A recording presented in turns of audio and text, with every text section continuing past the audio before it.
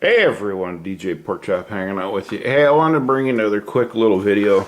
I had a couple guys private message me on Facebook in the SDI student group on this cradle. This one is per the specs in the PDF manual.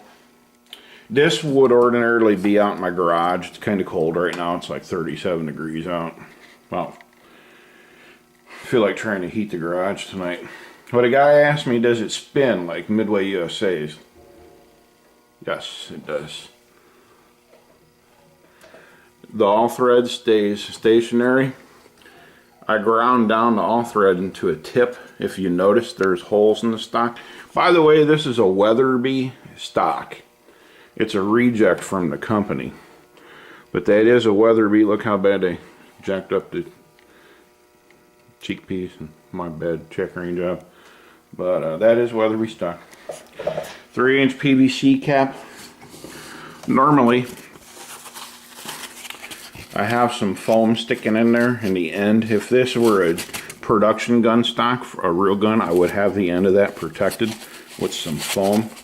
This is a junk stock, so we really don't care. Does this have to be here? No. Situations like this with a real gun, they're not going to want to do this. So you can actually get a big PVC cap like that and put down here.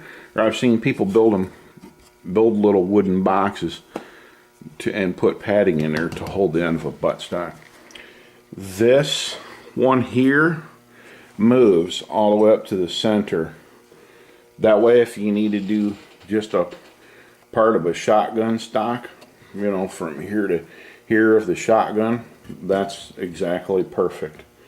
You can actually chuck up 4 ends and put them in here, but this is complete to the SDI manual, the little checkering PDF file that you get.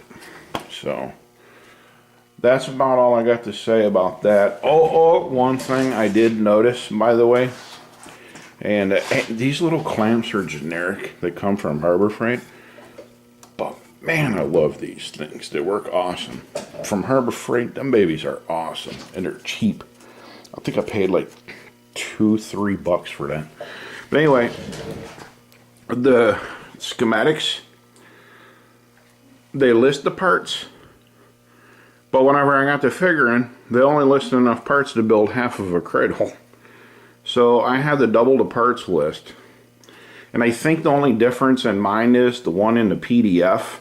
They show 2 pictures of it. They show this angle in the schematics. And then in the picture, they show one that comes down at an angle, like a triangle, give it a wider footprint down here. So I don't know what that's all about. But so there we sit. These work real nice for checkering, obviously. As you can see, my checkering job sucked. First one ever. You will need a set of eyes and a contrasting light. When I'm checkering, this fluorescent light will be off. The lamp behind me will be off. This light right here will be the only one on, and that's to contrast your shadows. When I tell you that, they're not kidding you. You will be blind in 5 minutes if you do not have contrast light and a set of spectacles.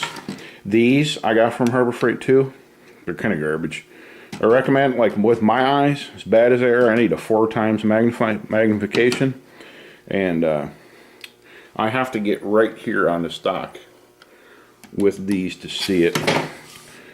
Get a checkering gauge. If you're not doing it for school and you're doing it on your own, get a checkering gauge and play with some patterns. I got that for like, shipped to me for like $6, I think. So you'll need a good knife. This is a junk generic knife, but it's got a good edge on it, and it's good for if you don't have a joiner. You roll into it and you can roll out your master lines. It's a good magnetic tray. You can keep some cutters in, extra blades, handles, whatever. And this video went a little further than what I actually wanted it to, but I've been asked a few times about this checkering cradle. So here it is. One more time. These middle holes are really important. Do not leave those out. Those are for shotgun stock. So you can move this end to here to work on a shotgun stock. You'll know right off the bat if you're ever going to check her again. If not, you won't have to stain yours or whatever. I still need to seal this and make it look better. This is going to hang in my garage on the wall out of the way for whenever I need it. So I'm going to seal it up real good. I got less than 12 bucks tied up in this thing, not including the clamp. The clamp's not part of it. All thread, bolts, nuts. Wing nuts are very important. You get wing nuts. They make life a lot easier. See here? Straight through the bottom to the top.